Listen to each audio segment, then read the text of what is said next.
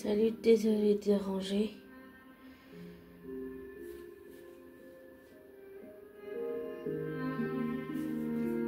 Désolé de déranger. Je voulais parler d'un acteur.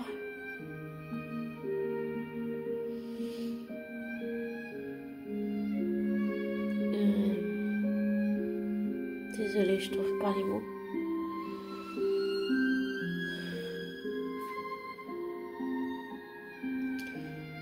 C'est un acteur que j'ai découvert dans une série. Et j'ai appris qu'elle allait jouer Sherlock Holmes. Je suis très contente pour lui. Mais c'est pas de ça que je voulais parler.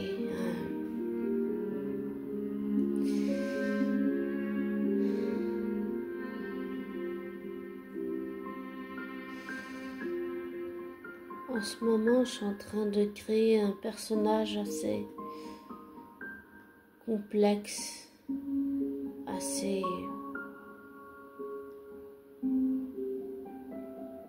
compliqué. Émotionnellement, c'est un personnage. Et là, je parle pas de l'homme, ni de l'artiste, ni de l'être humain qu'est cet acteur. Je parle de mon personnage fictif. Mon personnage fictif est compliqué, complexe et il est en grosse difficulté. Je ne sais pas comment il va s'en tirer.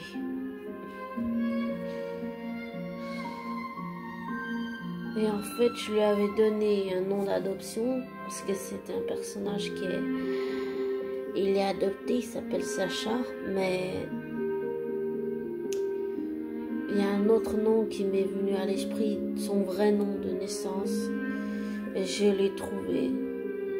Et je sais pas pourquoi ça s'est imposé à moi comme une évidence. Le nom de naissance de mon vrai personnage se compose en deux noms.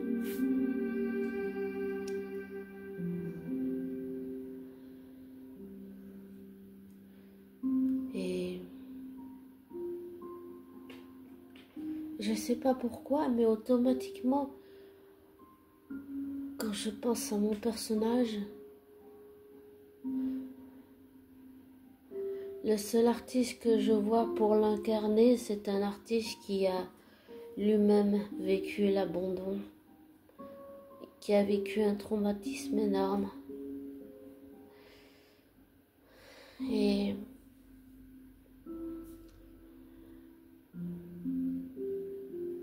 pour ce personnage, j'ai décidé de le construire d'une certaine façon.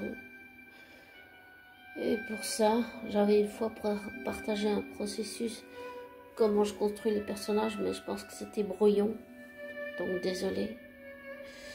Mais pour dire, en fait, c'est que j'ai fait une sélection de tous les films de cet acteur. Pas où il joue forcément, comme on dit, le méchant ou le gentil, non. J'ai choisi où c'est ni l'un ni l'autre, mais seulement où il joue un personnage central, principal dans une histoire. En fait, j'ai choisi tous ces films ou toutes ces séries dans lesquelles il joue le personnage principal parce que c'est pour construire mon personnage de Sacha et je veux pouvoir apprendre à connaître cet homme, cet être humain, pas seulement cet acteur parce qu'avant tout c'est un être humain, à travers tous les personnages qu'il a pu incarner pour que je puisse vraiment construire tout le personnage de Sacha. Et je m'inspire de cet homme qui est réel et c'est un homme que j'ai très envie de rencontrer, oui.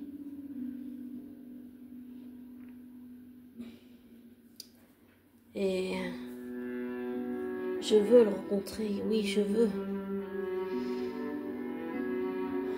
C'est juste que je pense que ça me ferait bizarre le jour où je le rencontrerai. Mais j'arrive pas à dire pourquoi, mais à chaque fois que je pense au personnage de Sacha, l'acteur auquel je pense, celui que je vois pour incarner mon personnage de Sacha. Et c'est étrange comme parfois la fiction et la réalité se rejoignent. Il n'y a qu'un mince filet entre un personnage fictif et la réalité réelle. Et à chaque fois que je pense à Sacha, je vois cet acteur-là. Et c'est quelqu'un qui est inspirant, c'est quelqu'un que j'ai découvert avec la série de 2011. Et c'est quelqu'un qui est entré dans ma vie, mais que je ne connais pas pour l'instant en vrai, que j'ai envie de connaître dans la vraie vie. Mais j'ai conscience qu'il y a l'homme public, qu'il y a l'artiste, qu'il y a la personne en privé, ça veut dire celle qu'on ne connaît pas hors caméra. Et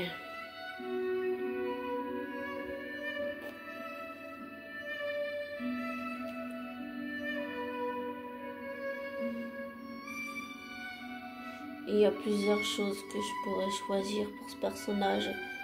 C'est la méthode d'acting, même si je me lance que dans l'écriture.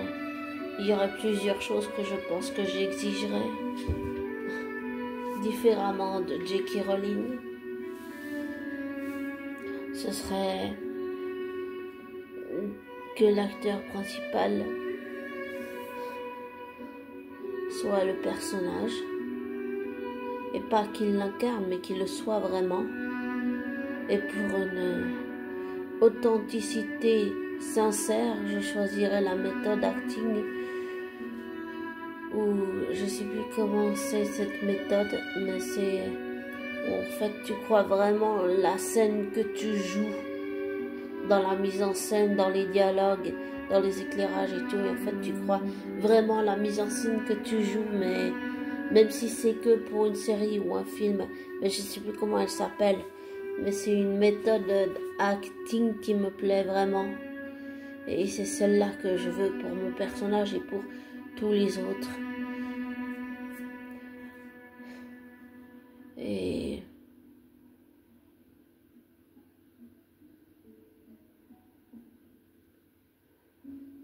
j'ai très envie de construire quelque chose avec ce personnage.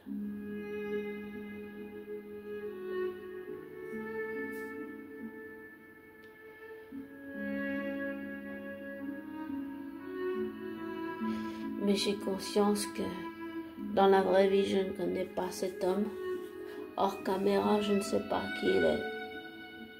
Je ne sais pas ce qu'il aime, je ne sais pas ses goûts, ses couleurs. Toutes les choses que je sais, je les sais parce que c'est lui qui le dit dans ses interviews. Par exemple, je sais que ça l'agace les gens qui sont tout le temps leur nez collé sur le natel, ça c'est quelque chose qui l'agace. Et je dois dire que moi aussi c'est quelque chose qui m'agace. Des fois j'ai tendance à parler quand je prends les transports publics avec les gens que je connais pas, mais je sais que je devrais pas faire ça, mais on est tellement tous qu'on ait le nez sur l'anatel qu'on n'arrive même plus à connecter avec l'autre.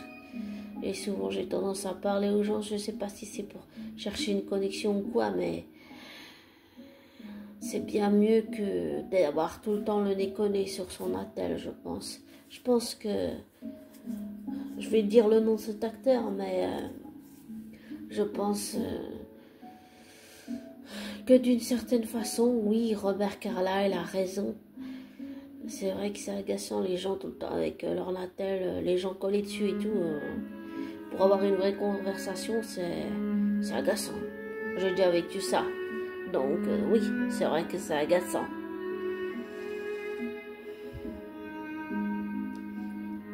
Mais j'ai vraiment envie de le rencontrer, oui. pouvoir lui dire que j'ai une petite idée de ce qu'il a vécu. Je l'ai peut-être vécu quand j'étais enfant, même si j'ai conscience que je ne connais pas dans la vraie vie Robert Carlyle hors projecteur. Je m'en souviens peut-être pas, mais je sais que ma mémoire s'en souvient. L'abandon était un énorme traumatisme et je ne sais pas s'il en a guéri. Mais moi, je pense pas que j'en ai guéri. Peut-être que c'est pour ça que je m'identifie à Robert Carlyle, même si j'ai conscience que je ne le connais pas dans la vraie vie. Hors caméra, hors projecteur. C'est-à-dire que je ne connais pas l'homme, je ne connais pas la personne qu'il est réellement. Je ne connais que la personne publique que j'ai vue dans cette série. Et je sais pas si c'est seulement ça ou sa façon de jouer, mais il a vraiment quelque chose qui touche au cœur. Pas seulement son parcours, le fait qu'il ait eu un parcours de vie très difficile comme moi.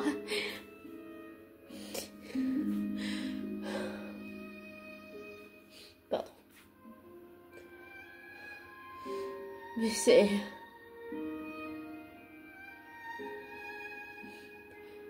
peut-être le fait qu'on ait eu des parcours de vie difficiles. Et peut-être que je me répète en parlant de ça sur ma chaîne, mais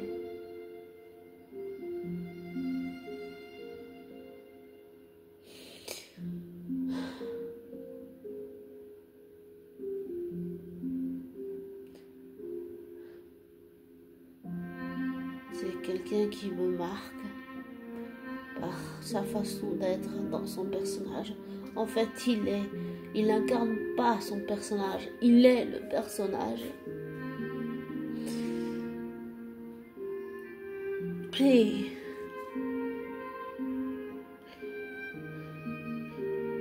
c'est de lui que je m'inspire pour construire le personnage de Sacha, le personnage de fiction. Mais le vrai nom de Sacha n'est pas Sacha. Enfin, c'est pas Gary. Désolée si je m'embelle, mais je viens de me souvenir que je lui donnais son nom d'adoption, c'est Gary. Mais tout le monde l'appelle, oui, tout le monde l'appelle Gary, mais son vrai nom, ses deux noms, c'est Sacha Christian. Et Christian, je sais pas pourquoi j'ai mis ce nom, il m'est venu tout seul. Et je pense que s'inspirer de quelqu'un comme un être humain qui a eu un parcours de vie difficile et douloureux tel que Robert Carlyle, ça me permet de rester aussi douloureusement soit-tu ou soit douloureux. La réalité, ça me permet de rester ancré, même si ça me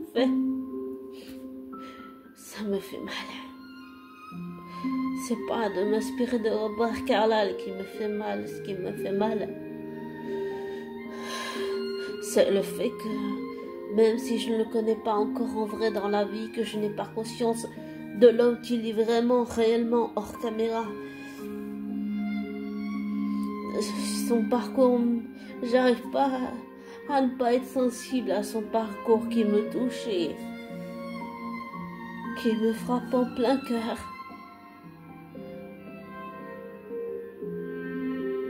Et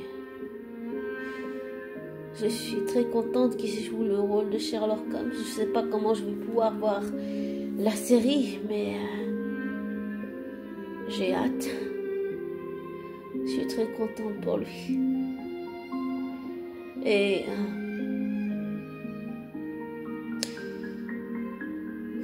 à toi, abonné, je suis très contente pour toi et je te souhaite le meilleur. Et à Robert Carlyle, je lui souhaite aussi le meilleur.